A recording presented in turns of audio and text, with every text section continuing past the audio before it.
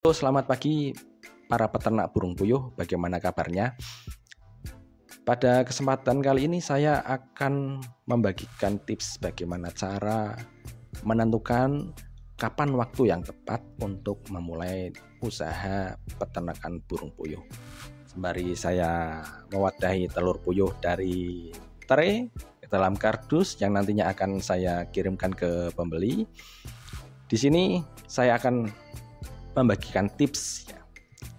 Karena bagi peternak itu yang namanya perencanaan itu sangat penting ya teman-teman ya. Jadi ketika kalian ingin memulai usaha peternak itu saya sarankan kalian harus melakukan perhitungan yang tepat ya, perencanaan yang tepat. Perencanaan itu dimulai dari perhitungan, analisis usaha, kemudian salah satunya yaitu menentukan waktu yang tepat. Kapan sih saya harus memulai usahanya itu? Pada kebanyakan peternak yang terjadi itu seperti ini. Kebanyakan ya, ini di tempat saya ya. Jadi setelah dihitung ternyata usaha ternak puyuh itu menguntungkan, mereka langsung mengajukan pinjaman ke bank. Setelah cair, karena bank itu cuma butuh foto, kalian foto di tempatnya teman, kalau nggak kalian punya kandang di foto. Setelah itu cair ya, setelah cair kalian langsung beternak. Nah setelah beternak ternyata kondisi pasar itu tidak memungkinkan untuk menyerap telur dalam jumlah banyak ya. Jadi kalian susah menjual telur puyuh. Setelah susah menjual telur puyuh, otomatis kalian tidak mendapatkan penghasilan yang sesuai dengan kebutuhan kalian. Kalian butuh mengangsur, butuh untuk makan, butuh untuk yang lain-lain. Ternyata telurnya numpuk di rumah. Bahkan ada yang sampai dibuang ya, karena sudah terlalu lama. Nah itu akibat dari perencanaan yang tidak tepat. Salah satunya seperti itu. Dan efeknya kemana-mana ya. Sampai akhirnya mantan peternak burung puyuh itu kalau ditanya peternak burung puyuh itu sebenarnya mereka tidak untung, sebenarnya mereka rugi dan lain-lain. Nah itu kisah kelam dari peternak yang tidak berhasil akan bilang seperti itu. Kemudian yang namanya penentuan waktu yang tepat untuk memulai usaha ternak itu jangan salah diartikan ya. Jangan artinya seperti tradisi di Jawa. Untuk memulai usaha kalian harus ke arah barat lah, ke arah timur. Karena weton kalian di hari ini, di pasaran ini, nanti kalau dihitung-hitung, oh nanti mulainya di bulan ini. Itu bukan seperti itu. Ini saya akan menghitungkan sesuai dengan ilmu saintis. Jadi seperti ini ya. Ketika kalian ingin memulai usaha ternak puyuh bagi peternak pemula, itu peternak atau calon peternak itu harus tahu karakteristik telur puyuh ya. Telur yang satu ini itu karakteristik di pasar itu seperti apa? Ya ini bukan cuman untuk peternak ya. Untuk memulai usaha semua bidang usaha itu harus tahu. Misalnya, oh telur puyuh ini pasarannya kebanyakan untuk jajan misalnya ya. Biasanya anak-anak SD itu kan suka telur kecil ini digoreng nanti untuk jajan. Kalau enggak untuk tahu sakura, untuk sate telur puyuh dan macam-macam lainnya. Ketika kalian sudah tahu karakteristik telur puyuh ini di pasar itu seperti apa, maka kalian harus tahu waktu-waktu di mana telur puyuh ini sulit untuk dijual di pasar. Misalnya karena telur puyuh ini adalah telur untuk jajan, kalian harus tahu anak sekolah itu liburnya kapan, libur panjang kapan. Karena biasanya yang membeli jajan itu kebanyakan anak sekolah ya. Setelah itu kalau kalian tahu liburnya kapan, kalian bisa tahu oh kalau liburnya nanti bulan Februari, jadi kalau saya ternak di bulan Desember nanti mencapai produksi dan nanti akan puncak di bulan Februari, itu tepat di hari libur sekolah, libur panjang selama 1 bulan misalnya. Nanti kalau libur panjang otomatis telurnya susah ditawarkan, apalagi saya peternak baru. Itu kan harus ada di benak kita ya. Kemudian Setelah tahu libur sekolah kapan, faktor yang kedua itu kalian harus tahu waktu di mana pasar bukan hanya telur puyuh tapi komoditas yang lain itu sepi pembeli ya. Misalnya seperti bulan Suro ya, bulan Suro itu atau bulan Muharram ya. Kalau enggak bulan Idul Adha. Di bulan Suro itu pasar sepi ya, tidak cuman telur puyuh. Seringkali tahu, tempe, ikan itu sepi juga. Dikarenakan bulan tersebut itu di tradisi kita itu seringkali tidak ada orang yang mantu ya. Tidak ada orang yang mempunyai hajat misalnya orang mantu, orang sunatan itu jarang ya. Walaupun ada itu 1-2 tapi jarang. Itu dikarenakan apa? Sejarahnya kan bukan karena satu Suro itu bulan yang sakral ya. Padahal sejarahnya itu dimulai dari sejarah Islam ya, di mana cucu Nabi itu, cucu Hasan dan Husain itu dibunuh pada bulan Safar dan Suro ya. Jadi di bulan Safar dan Suro itu seringkali hitungan orang Jawa itu janganlah membuat hajatan yang nantinya itu kan akan ada makan-makannya. Karena itu bulan sedih ya, bulan di mana anak cucunya Nabi itu Hasan dan Husain itu dibunuh ya.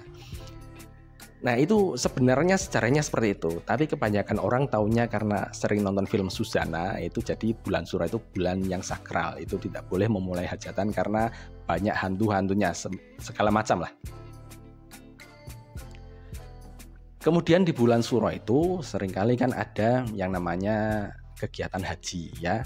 Jadi pada saat kegiatan haji itu kebanyakan orang ingin melakukan hajatan itu menunggu saudaranya ingin pulang dari haji dulu biar bisa menikmati suasana keluarga di bulan suasana keluarga saat hajatan tersebut.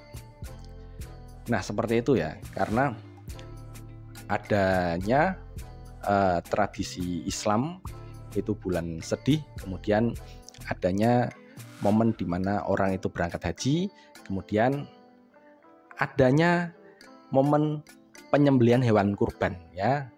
Jadi ketiga momen yang datang beruntun itu nanti akan menjadikan pasar itu penurunan penjualannya sangat signifikan.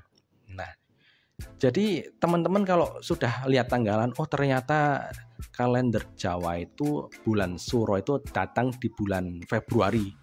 Ternyata di bulan Februari itu bertepatan dengan libur anak sekolah. Otomatis kan itu double ya. Kesepian yang ada di pasar itu terjadi karena faktor-faktor yang beruntun. Jadi seperti kemarin tuh ya, bulan Suro, anak-anak sekolah libur panjang, kemudian penjualan langsung drop. Ada peternak-peternak baru yang melakukan usaha peternakan tidak menghitung-hitung, ternyata puncak produksinya itu jatuh di bulan itu. Jadi susah jualnya. Kemudian waktu berikutnya, waktu yang susah dalam menjual telur puyuh ya. Karena telur puyuh ini adalah telur yang sifatnya untuk jajan, maka di bulan puasa Ramadan itu seringkali jualnya agak susah ya, karena hari dimana kita itu berpuasa seringkali ini jualnya agak susah, apalagi di awal-awal puasa Ramadan ya, di minggu pertama dan minggu kedua kebanyakan kan penjual yang ada di pasar itu libur karena mungkin menghormati bulan Ramadan awal, jadi jualnya agak susah. Kemudian faktor lain yang tidak kalah penting adalah kita harus mengetahui keadaan di mana peternak itu jumlahnya banyak atau sedikit. Jadi kita sebagai peternak pemula itu harus tahu ya kondisi di lapangan. Kita harus bisa memperkirakan, oh ternyata ini peternak itu masih banyak. Oh ini ternyata jumlah telur di lapangan itu kurang. karena peternaknya sedikit. Ketika kita masuk di saat ramai-ramainya orang beternak itu jangan kalau bisa ya. Karena kita masuk di dalam persaingan yang sangat ketat. Jangan terbawa emosi karena pengaruh orang. Ternyata teman saya beternak, oh masih bagus ini, itu malah akan menjerumuskan kalian. Nanti jualnya susah juga, karena itu pengaruh dari supply and demand ya. Jadi kebutuhan, permintaan dan supply barang itu ternyata tidak seimbang.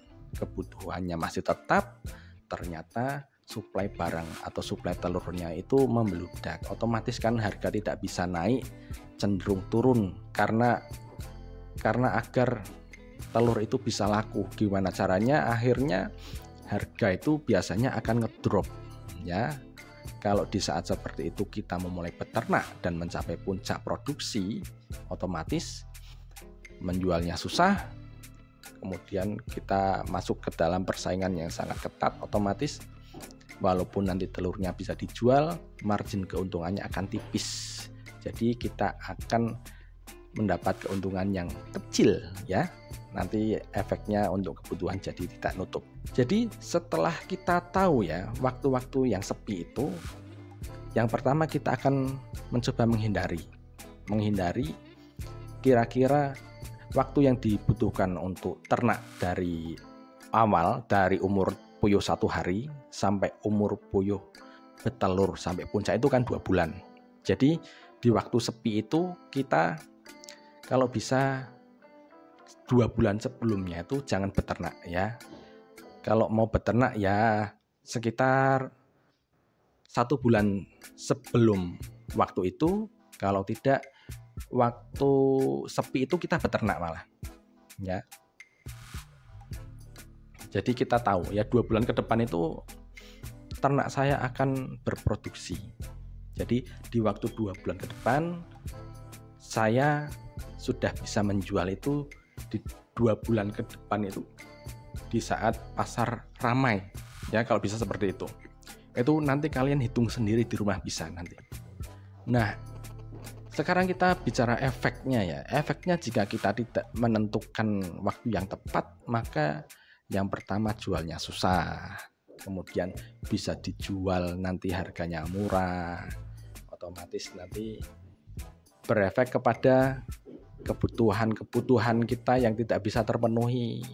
Nanti efeknya lagi akan berimbas kepada kita akan terjerumus di dalam hutang. Setelah terjerumus di dalam hutang nanti akan ada keributan di rumah tangga. Nah, efeknya akan sangat beruntun ya. Makanya sangat penting segala sesuatu itu dimulai dari perencanaan. Oke, mungkin cukup sekian. Jangan sampai kita salah merencanakan sesuatu. Semoga kita diberi pemahaman yang sangat baik untuk menjalani hidup ini sehingga kita terhindar dari masalah-masalah yang akan terjadi di depan. Mungkin cukup sekian dari saya. Assalamualaikum.